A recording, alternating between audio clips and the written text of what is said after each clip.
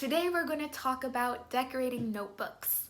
Now that could sound childish or very middle school or very crafty to some of you, but research actually shows that when you invest in something, when you spend time making it and adding color and making it familiar and adding things that you actually enjoy, you're more inclined to use that thing. That's why we decorate our houses. That's why we decorate our dorm rooms and our cars and, most things, because it makes it more friendly to us, and then we're more inclined to use that thing.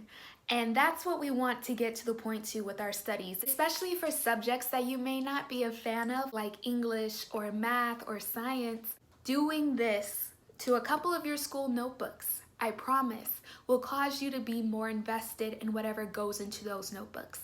Because if you can care about the outside, it's automatically going to tell your brain, oh, that's something important. That's something that I love. That's something that I like. Look at those colors. Look at those images. They make me happy. It's going to be way less scary than going towards a composition notebook that just says science on the front or English on the front. Those aren't welcoming, they aren't inviting, and they weren't created to be. So by doing this activity, we're disarming a lot of the negative associations that you might have with a particular subject, and we're adding positive associations on top of it. We're making it a great experience on the outside and on the onset. You can do it for under $5, you can do it for under $10. It just depends on how much you want to invest in this project. This is also a great activity to do with kids as you guys are getting ready to go back to school. I like to do it for fun, kicks and giggles, but I definitely recommend that students really look into it and see if you can take at least one principle away from it.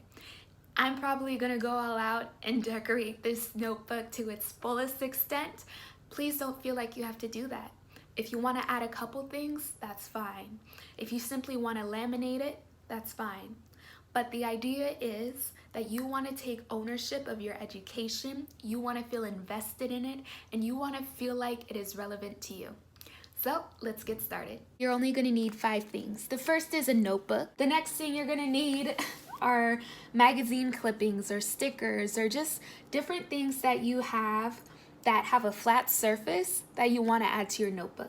You're going to need 3 more things. Scissors, of course. If you're working with a child, I suggest that the adult either cuts magazines out or they use child-safe scissors. You're going to need tape in order to tape the magazine clippings to the notebook.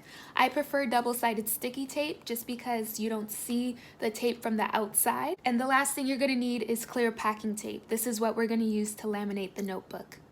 You do not want to put any pictures or any tape between the rings because trust me, it does not go well.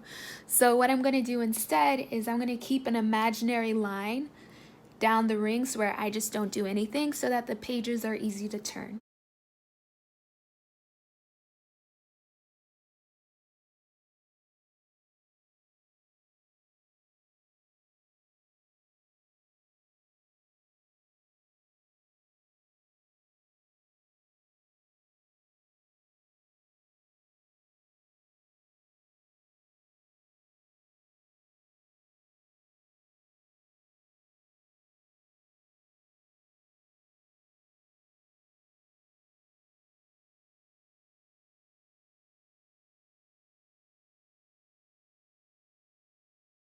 Now, when I go to tape things down, I don't want to tape all of it down thoroughly just because I'm still in the process of collaging.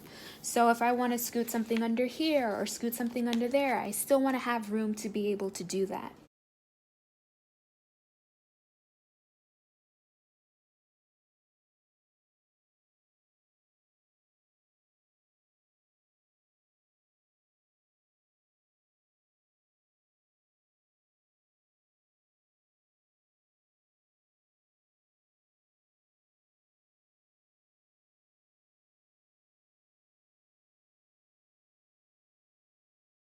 So don't worry if your lines aren't straight because we're going to go back and we're going to trim all of this down. Because we're making a collage and there are no rules, just do your thing and let yourself go.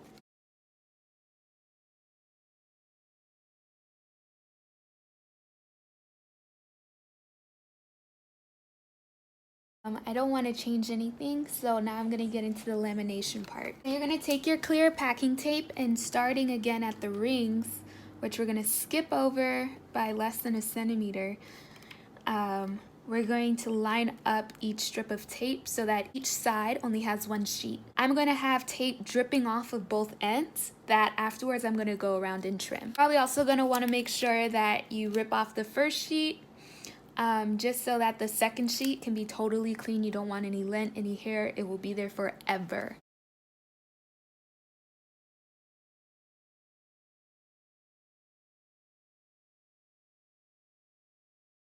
You're going to want to make sure that you get all of the air bubbles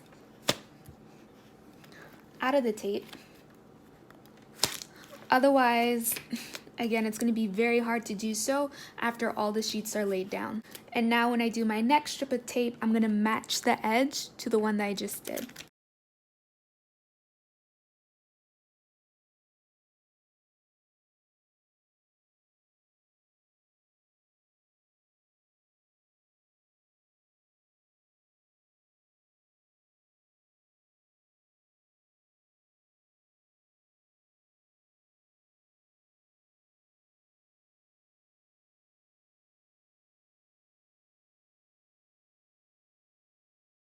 I'm going to go over more and you can see where some of the lines have overlapped.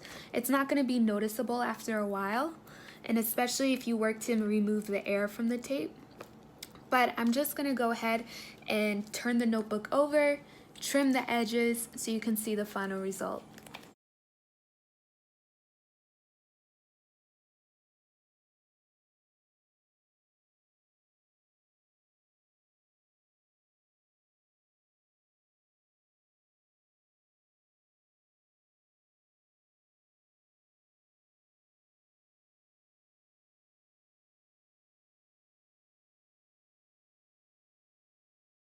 So try this out, see if it works for you.